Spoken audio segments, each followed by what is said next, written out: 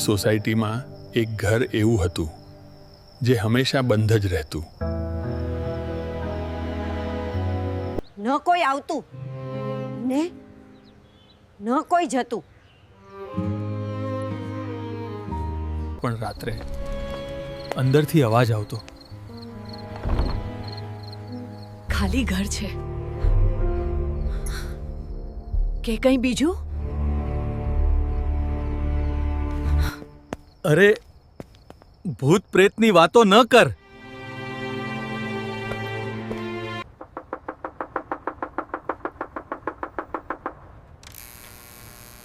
આજે તો દરવાજો તોડવો જ પડશે. હા, બરાબર કહો છો. જલ્દી કરો. દરવાજો તોડો. જી સાહેબ.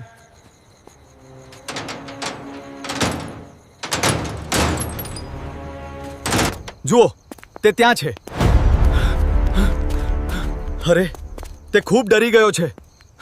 દરરોજ આવી જબરદસ્ત વાર્તા માટે હમણાં જ સબસ્ક્રાઇબ કરો અને બેલ આઇકોન દબાવવાનું ન ભૂલતા. એ મને છોડી ગઈ નહોતી. મેં એને જવા દીધી જ નહોતી. મેં એને અહીં જ રાખી. આ ઘર ખાલી નહોતું. અહીં એક સચ્ચાઈ કેદ હતી.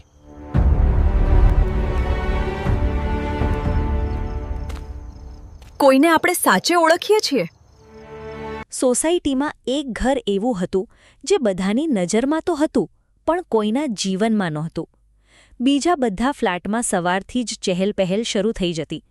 ક્યાંક પ્રેશર કુકરનો સીટી, ક્યાંક બાળકોના સ્કૂલ બેગનો અવાજ, ક્યાંક ટીવી પર ભજન, ક્યાંક બાલ્કનીમાં કપડાં સૂકવતી મહિલાઓ.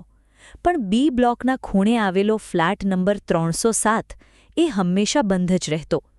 દરવાજા પર મોટું તાળું, બાલ્કનીના કાચ પર ધૂળની જાડી પડ, નામની પ્લેટ પર અડધું ઉતરી ગયેલું નામ વી, લા, સ કે વિમલા. કોઈને પણ સાચું યાદ નહોતું. લોકો ઘણીવાર વાતો કરતા, આ ઘરમાં કોઈ રહે છે પણ? રાતે ક્યારેક લાઇટ દેખાય છે. હું તો 2 વાર સાંભળ્યું છે અંદરથી ખુરશી ખસેડવાનો અવાજ આવ્યો હતો. અરે મૂંઝાઈ નહીં, કદાચ માલિક બહાર રહેતા હશે. પણ હકીકત કોઈને ખબર નહોતી. સોસાયટીની મહિલાઓના ગ્રુપમાં આ ઘર વારંવાર ચર્ચાતું. ખાસ કરીને શિલ્પાબેનને તો દરેક અજાણી વસ્તુમાં કથા દેખાતી. મને તો શરૂઆતથી જ શંકા છે, એ ઘરમાં કંઈક ગોટાળો છે. કેમ? અરે જો કોઈ ના રહેતું હોય તો દર મહિને વીજળીનું બિલ કોણ ભરે? અને 2 દિવસ પહેલાં મેં રાત્રે 12 વાગે ઉપરની બારકીમાંથી પીળો પ્રકાશ જોયો હતો. નીચેથી રીનાબેન બોલ્યા, તમે પણ ને બસ સિરિયલ ઓછી જુઓ. બધા હસી પડ્યા. પણ અંદર અંદર એક ઉત્સુકતા સૌમાં હતી. આ સોસાયટીમાં નવી હતી કાજલ. પતિ મનીષ સાથે તાજેતરમાં જ ભાડે રહેવા આવી હતી. એક 6 વર્ષનો દીકરો દેવ. કાજલ સ્વભાવથી શાંત હતી, પણ નજર બહુ તીક્ષ્ણ. બીજાને જે વાતો ગપ્પા લાગતી એમાં ક્યારેક એને કોઈ સચ્ચાઈની ગંધ આવતી. ફ્લેટ 307 એના ઘરની બરાબર સામે જ હતો. શરૂઆતના દિવસોમાં કાજલને લાગ્યું, હા, બંધ ઘર હશે. પણ પછી એને નાની નાની વાતો દેખાવા લાગી. એક સવાર દરવાજા પાસે દૂધની થેલે નહોતી, પણ બહાર પડેલા ધૂળમાં ખેંચાઈ ગયેલી લીટી હતી. જાણે કોઈએ અંદરથી હાથ કાઢીને કંઈક ખેંચ્યું હોય. એક બપોરે દરવાજાની નીચેથી અંદર છાંયો ખસ્યો. એક રાત્રે દેવ પાણી માંગવા જાગ્યો ત્યારે કાજલે સ્પષ્ટ સાંભળ્યું. ધીમો દબાયેલો એવો સ્ત્રી અવાજ. જાણે કોઈ બૂમ પાડવા માંગે છે પણ ગળામાંથી અવાજ જ બહાર ના નીકળે. કાજલ પથારીમાં બેઠી થઈ ગઈ. મનીષે પૂછ્યું, શું થયું? સાંભળ્યું? શું? સામેના ફ્લેટમાંથી અવાજ આવ્યો. મનીષે થાકેલા સ્વરે કહ્યું, કાજલ, આ નવી જગ્યા છે, બધું અજાણ્યું લાગે એ સ્વાભાવિક છે, ઊંઘી જા. પણ કાજલ ઊંઘી ન શકી. બીજે દિવસે સવારે એણે સોસાયટીના વોચમેન રઘુને પૂછ્યું, રઘુભાઈ, સામેના 307માં કોણ રહે છે? રઘુ થોડો અટક્યો. બેન, એ ફ્લેટના માલિક ઘણા વર્ષથી અહીં નથી. પછી?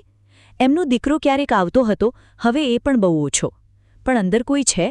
મને શું ખબર બેન, અમે તો તાળું જ જોઈએ છીએ. કાજલે સીધો પ્રશ્ન કર્યો. તમે ક્યારેય ચાવીથી ખોલાતું જોયું છે? રઘુએ નજર ચોરી. એકાદ વાર રાતે કોઈ આવ્યું હોય એવું લાગ્યું છે, પણ મને બોલાવ્યું નથી. કોઈનું નામ? લાગે છે વિશાલ, કદાચ માલિકનો દીકરો. આ નામ પહેલીવાર મળ્યું. કાજલે મનમાં રાખી લીધું. બપોરે ગેલેરી સાફ કરતી વખતે એણે ફરી દરવાજા પાસે નજર કરી. તાળું બહાર લટકતું હતું, પણ નજીકથી જોઈને ખબર પડી તાળું બંધ દેખાતું હતું, પણ હૂકમાં ઠીકથી જકડાયેલું નહોતું. જાણે દેખાવ માટે લગાડ્યું હોય. એના શરીરમાંથી ઠંડો કંપારો પસાર થયો. તે જ સાંજે સોસાયટીમાં જન્માષ્ટમીની મીટિંગ હતી. બધી મહિલાઓ નીચે બેઠી હતી. ચા, નાસ્તો, વાતો, હાસ્ય. વાતોથી વાત નીકળી અને ફરી ફ્લેટ 307 પર આવી અટકી. શિલ્પાબેન બોલી, મારે તો કહું છે કે સેક્રેટરીએ તપાસ કરવી જોઈએ. રીનાબેન હસી, તમે પોલીસ બનશો કે શું? હસી લો, કાલે કંઈક નીકળશે ને પછી સમજાશે. કાજલ અત્યાર સુધી ચૂપ હતી, પણ એણે ધીમેથી કહ્યું, મને પણ લાગે છે કે કંઈક ગડબડ છે. બધાની નજર એની ઉપર. શું થયું? કાજલે રાત્રિના અવાજ વિશે કહ્યું, દરવાજા પાસેની ખેંચાયેલી લીટી વિશે કહ્યું, તાળું સાચું બંધ નથી એવું પણ કહ્યું. હવે હાસ્ય થોડું ઓછું થયું. સોસાયટીના સેક્રેટરી મહેન્દ્રભાઈ થોડા વ્યવહારુ માણસ. એણે કહ્યું, જુઓ, કોઈની પ્રાઇવસીમાં ઘૂસવું યોગ્ય નથી, પણ જો સાચે શંકા હોય તો પહેલાં માલિકનો સંપર્ક કરવો જોઈએ. સંપર્ક છે? જૂનો રેકોર્ડ જોઉં તો કદાચ નંબર મળે. મહેન્દ્રભાઈએ ફાઇલ મંગાવી. એક જૂનો ફોર્મ મળ્યું. નામ વિલાસબેન દેસાઈ, નોમિની વિશાલ દેસાઈ, ફોન નંબર જૂનો, કોલ કર્યો, બંધ. બીજો એક ઇમરજન્સી નંબર હતો, એ પણ બંધ. બધા એકબીજાને જોતા રહ્યા. હવે મામલો ગપ્પાથી આગળ વધતો હતો. તે રાત્રે વરસાદ હતો. વીજળી ચમકતી હતી. મનીષ બહાર કામે ગયો હતો. દેવ સૂઈ ગયો હતો. કાજલ રસોડામાં વાસણ ગોઠવી રહી હતી ત્યારે અચાનક ટક ટક ટક સામેના દરવાજા તરફથી અવાજ આવ્યો.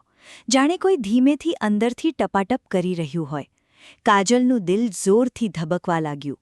એ દરવાજા પાસે જઈને ઊભી રહી. થોડા સેકન્ડ શાંતિ, પછી ફરી ટક ટક.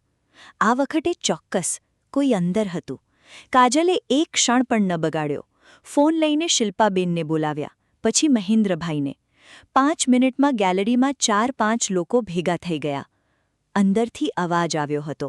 ખરેખર? મેં સાંભળ્યો. બધા થંભીને સાંભળવા લાગ્યા. શાંતિ, માત્ર વરસાદ. ત્યારે અચાનક દરવાજાની નીચેથી અંદરથી કંઈક સરક્યું. એક કાગળનો નાનો ચૂરો. કાજલ કાપી ગઈ. એણે ધીમે ઝૂકી એ કાગળ ખેંચ્યો.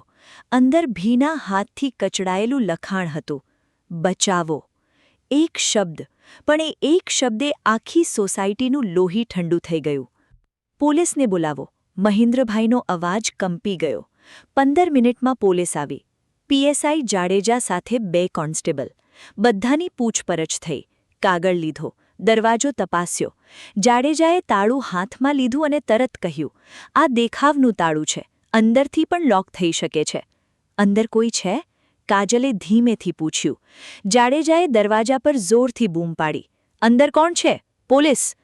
સબસ્ક્રાઇબ કરી લો, નહીતર આવી ઘણી હૃદયસ્પર્શી વાર્તાઓ ચૂકી જશો. એક ક્ષણ શાંતિ, પછી ખૂબ નબળો એવો ઘસાતો અવાજ, જાણે કોઈ માણસ જમીન પર ખેંચાતો હોય. હવે રાહ જ ન રહી. પોલીસે દરવાજો તોડી નાખ્યો.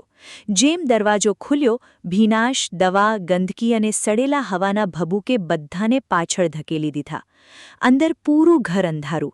બધી બારીઓ અંદરથી બંધ, પડદા ખેંચાયેલા. હોલમાં જૂનું ફર્નિચર, ધૂળ, તૂટેલા ફોટોફ્રેમ, અખબારોના ઢગલા. અને હોલના ખૂણે એક ખુરશી સાથે સાંકળથી બાંધેલી એક વૃદ્ધ સ્ત્રી. સોસાયટી લિટરલી હચમચી ગઈ. શિલ્પાબેનના મોંમાંથી ચીસ નીકળી. કાજલની આંખો પહોળી થઈ ગઈ. મહેન્દ્રભાઈની જીભ સૂકી ગઈ. એ વૃદ્ધ સ્ત્રી જીવતી હતી, પણ કેટલી મુશ્કેલીથી. વાળ સફેદ, બેખબર રીતે વેરવિખેર, હાથ સૂકા અને કાંપતા, મોં પર અડધો કપડો બાંધી નાખેલો, પગ પાસે ખાલી દવાની બોટલો, અને આંખોમાં એવો ડર, જાણે મહિનાઓથી સૂરજ જોયો ન હોય.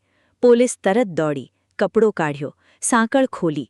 કોન્સ્ટેબલે પાણી આપ્યું. વૃદ્ધ સ્ત્રીના હોઠ ધ્રુજતા હતા. એણે કાજલના હાથને જૂઠવી પકડી લીધો અને બહુ નબળા અવાજે બોલી, મને બહાર કાઢો, એ પાછો આવશે. કોણ? જાડેજાએ પૂછ્યું. સ્ત્રીની આંખોમાં પાણી આવી ગયું. મારો દીકરો વિશાલ.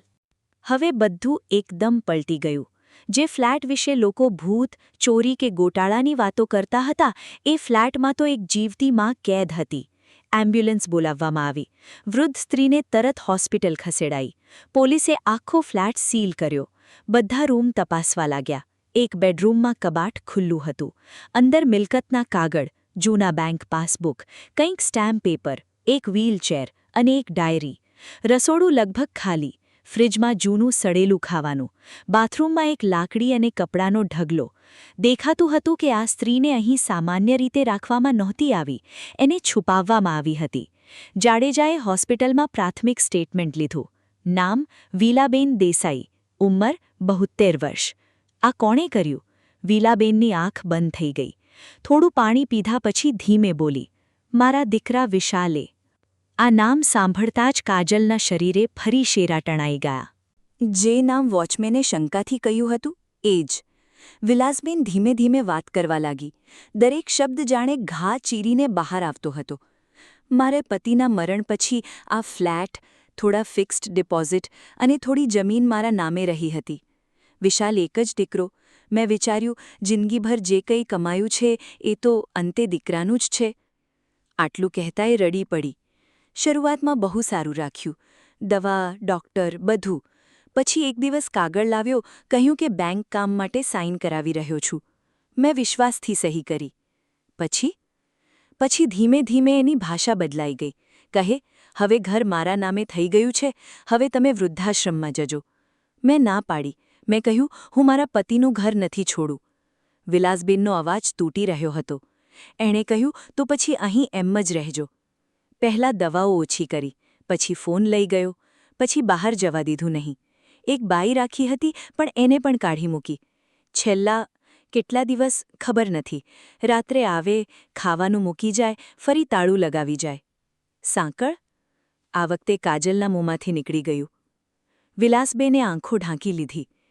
એકવાર હું બારકી સુધી પહોંચી ગઈ હતી. મદદ માટે બૂમ પાડી. એ દિવસે બહુ ગુસ્સે થયો. બોલ્યો, તમે ફરી આવું કરશો તો તમને કોઈ શોધી નહીં શકે. પછીથી મને ખુરશી સાથે બાંધી જવા લાગ્યો. હોસ્પિટલના રૂમમાં ઊભેલા બધા લોકોનું કળજું દજી ગયું. સમાજમાં સમાચાર અગ્નિની જેમ ફેલાઈ ગયા. પોતાની જ માને બાંધી રાખી? પ્રોપર્ટી માટે? આજકાલના સંતાનોને પૈસા સિવાય કંઈ જ દેખાતું નથી. એટલી બધી સોસાયટીમાં કોઈને ખબર પડી નહીં? પણ પ્રશ્ન ફક્ત વિશાલનો નહોતો. પ્રશ્ન બધાનો હતો. આટલા મહિના સુધી આ વૃદ્ધ સામેના ઘરમાં કેદ રહી અને બાજુના લોકો ગપ્પા મારતા રહ્યા. કાજલને અંદરથી અજીબ લાગતું હતું. એને રાહત હતી કે એણે અવાજ ગંભીરતાથી લીધો. પણ સાથે એક ગિલ્ટ પણ હતો. જો આ એક અઠવાડિયા પહેલાં ધ્યાન દીધું હોત તો? જો બીજાઓએ પણ શંકાને હાસ્યમાં ના ઉડાવી હોત તો? મનીષે એ રાત્રે કાજલને કહ્યું, તારી નજર સાચી હતી. કાજલની આંખ ભીની થઈ ગઈ. નજર સાચી હતી પણ સમાજ મોડો હતો. બીજા જ દિવસે પોલીસે વિશાલને શોધવા માટે ટીમ મૂકી. એનો ફોન બંધ. ઓફિસમાંથી ખબર પડી કે 3 દિવસથી આવ્યો નહોતો. બેંક એકાઉન્ટમાંથી મોટી રકમ ઉપાડવાનો પ્રયાસ થયો હતો. પોલીસે એરપોર્ટ, બસ સ્ટેન્ડ, રેલવે સ્ટેશનને એલર્ટ કર્યું. ત્યાં સુધીમાં એક બીજી ખબર મળી. વિશાલની પત્ની મીના 6 મહિના પહેલાં જ એને છોડીને પિયરમાં ગઈ હતી. પોલીસે મીનાનું નિવેદન લીધું. એણે જે કહ્યું એ સાંભળીને મામલો વધુ કાળો બની ગયો. વિશાલ પર ઘણું દેવું હતું. શેર માર્કેટમાં નુકસાન, લોન, ઉપરથી જુગારની ટેવ. મીના બોલી, હું શરૂઆતમાં સમજતી હતી કે ફક્ત ગુસ્સાવાળો છે. પણ પછી મેં જોયું કે પોતાની માને દવા સમયસર આપતો નથી. ફોન દૂર રાખે છે. મિત્ર સામે કહે કે મમ્મી મેન્ટલી અનસ્ટેબલ છે. હું વચ્ચે પડું તો મારાથી પણ ગાળો બોલે. એક દિવસ મેં એને સ્પષ્ટ કહ્યું, આ પાપ છે. તો એણે મને કહ્યું, તને જે કરવું હોય કર, આ ઘર અને પૈસા હવે મારા છે. હું ત્યાંથી નીકળી ગઈ. તમે ફરિયાદ કેમ ન કરી? મીના રડી પડી. મને લાગતું હતું કે કદાચ એ સુધરી જશે અને મમ્મીએ પણ એ જ કહ્યું હતું કે ઘર તૂટે ન જાય. આ વાક્યમાં કેટલી ભારતીય માઓની ચુપ્પી સમાઈ ગઈ હતી. 3 દિવસ પછી વિશાલ પકડાઈ ગયો. અમદાવાદ જતી બસમાં. ખોટા નામે ટિકિટ. બેગમાં રોકડા પૈસા, કાગળ અને વિલાસબેનની નવી બનાવેલી પાવર ઓફ અટર્નીની નકલ. એને સીધો પોલીસ સ્ટેશન લાવવામાં આવ્યો. સોસાયટીમાં લોકો ભેગા થઈ ગયા. જે માણસ ક્યારેક કારમાં ચશ્મા પહેરી ગર્વથી આવતો હતો એ આજે હાથકડીમાં માથું ઝુકાવીને ઉતારાયો. કાજલ ત્યાં જવા નથી માંગતી, પણ મહેન્દ્રભાઈએ કહ્યું, તમે જ તો આખી બાબત બહાર લાવી. પોલીસ પૂછપરછમાં પહેલા વિશાલે બધું નકાર્યું. મારી મા બીમાર છે. એને સુરક્ષા માટે બાંધી હતી. એને ડિમેન્શિયા છે. કોઈએ વાતને વધારી દીધી છે. પણ જ્યારે પોલીસે ડાયરી બતાવી, બધી રમત પૂરી થઈ ગઈ. ડાયરી વિલાસબેનની હતી. કમતા હાથે લખેલી એન્ટ્રીઓ હતી. આજે વિશાલે ફરી ફોન લઈ ગયો. આજે આખો દિવસ પાણી મોડું આપ્યું. મને ડર લાગે છે. જો કોઈ આ ડાયરી વાંચે તો જાણજો કે હું પાગલ નથી. મને મારા ઘરથી કાઢવા માટે મારો દીકરો મને કેદ કરી રહ્યો છે. આ લખાણે સત્યને તાળું તોડી બહાર કાઢી દીધું. વિશાલ ચૂપ થઈ ગયો. કોર્ટ કેસ શરૂ થયો. સોસાયટીના ઘણા લોકો સાક્ષી બન્યા. કાજલનું નિવેદન મહત્વનું હતું. રઘુએ પણ કહ્યું કે વિશાલ ઘણી વખત રાત્રે છુપાઈને આવતો હતો. પોલીસે સીસીટીવી ફૂટેજ મેળવ્યું, જ્યાં એ ખાવાનું થેલો લઈને અંદર જતો અને કલાક પછી બહાર આવતો દેખાયો. વિલાસબેન ધીમે ધીમે સ્વસ્થ થવા લાગી. શારીરિક રીતે નબળી હતી, પણ માનસિક રીતે એની અંદર એક અગ્નિ સળગી ગયો હતો. જે સ્ત્રી વર્ષો સુધી દીકરાના નામે મૌન રહી હતી, હવે સત્ય છુપાવવા તૈયાર નહોતી. કોર્ટમાં જ્યારે એણે વિશાલને જોયો, એક ક્ષણ માટે એની આંખોમાં મા આવી, પણ તરત જ ઘા બોલી ઉઠ્યો. જજે પૂછ્યું, શું તમે આરોપીને ઓળખો છો? વિલાસબેને સીધું જોયું. હા, આ મારો દીકરો છે, અને આ જ માણસે મને મારી ઘરમાં કેદ રાખી હતી. કોર્ટરૂમમાં સન્નાટો છવાઈ ગયો. વિશાલે માથું નીચે કરી દીધું. પણ કથાનું સૌથી ભારે દૃશ્ય હજુ બાકી હતું. એક દિવસ હોસ્પિટલમાંથી ડિસ્ચાર્જ પહેલાં કાજલ વિલાસબેનને મળવા ગઈ, ફળ લઈને, હળવા સ્મિત સાથે. કેમ છો હવે? વિલાસબેન ધીમેથી બોલ્યા. હવે શરીર બહાર આવ્યું છે બેટા, મનને થોડો સમય લાગશે. કાજલ પાસે શબ્દ નહોતો. થોડા સમય પછી એણે પૂછ્યું, એક વાત પૂછું? તમને પહેલીવાર મદદ માટે કાગળ સરકાવવાનો વિચાર કેવી રીતે આવ્યો? વિલાસબેન થોડીવાર ચૂપ રહી. પછી બારી બહાર જોઈને બોલી, હું દરરોજ સામેના દરવાજા નીચે તમારા દીકરાના નાના નાના શૂઝ જોઉં. ક્યારેક એ હસતો અવાજ સાંભળું, ક્યારેક તું એને સ્કૂલ મોકલતી. ત્યારે મને મારું વિશાલ યાદ આવતો.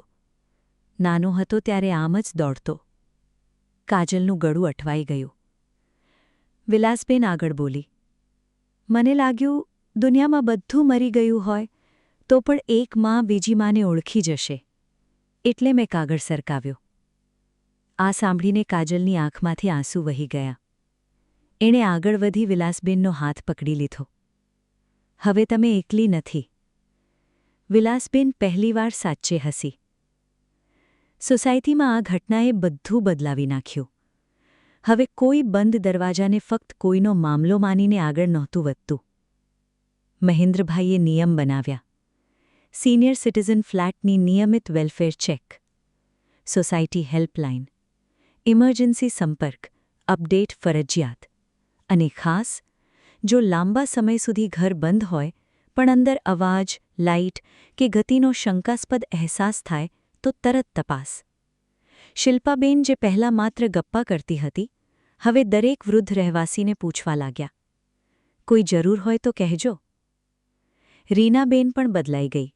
એણે સ્વીકાર્યું, ક્યારેક આપણે અફવાઓને હાસ્યમાં ઉડાવીએ છીએ, કારણ કે સત્યનો ડર હોય છે. કાજલ માટે તો આ ઘટના જીવનનો વળાંક બની. એણે નજીકની એનજીઓ સાથે જોડાઈ વૃદ્ધ સહાય માટે કામ શરૂ કર્યું. મનીષે પણ એને પૂરતો સાથ આપ્યો.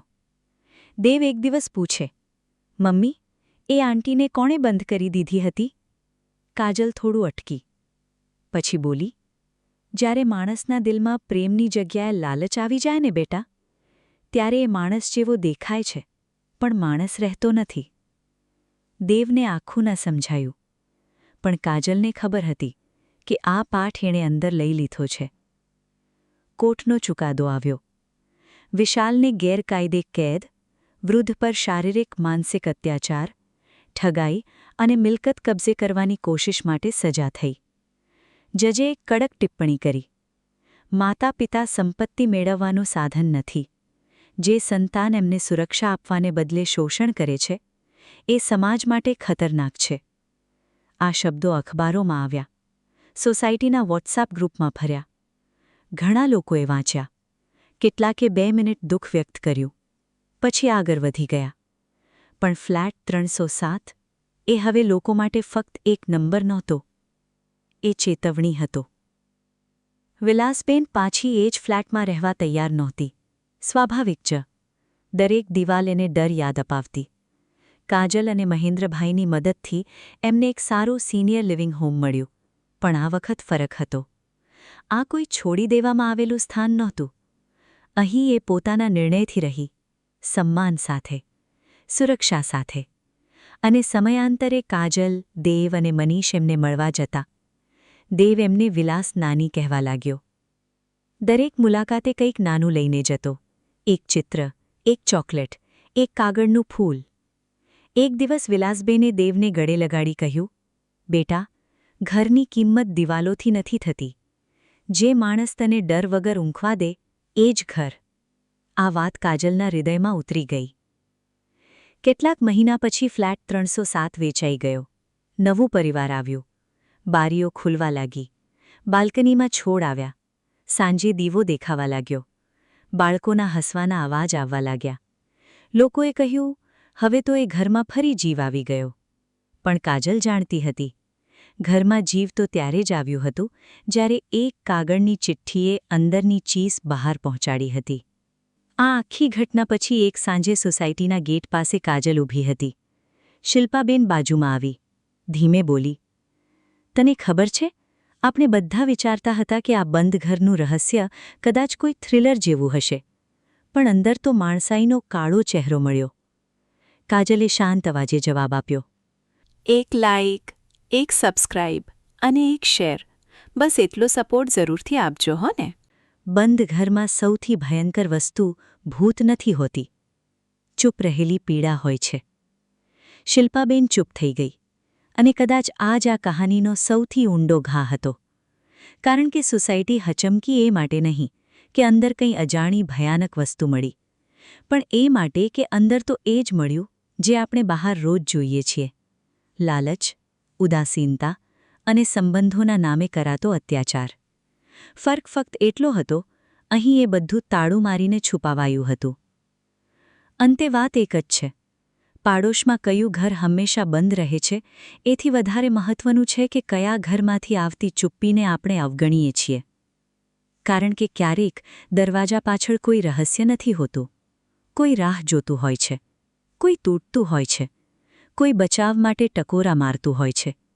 અને એક દિવસ જો એ દરવાજો ખુલ્યો જ નહીં, તો સમાજ ફક્ત હચમક્યાશે નહીં, પોતાના મૌન સામે શરમાશે પણ.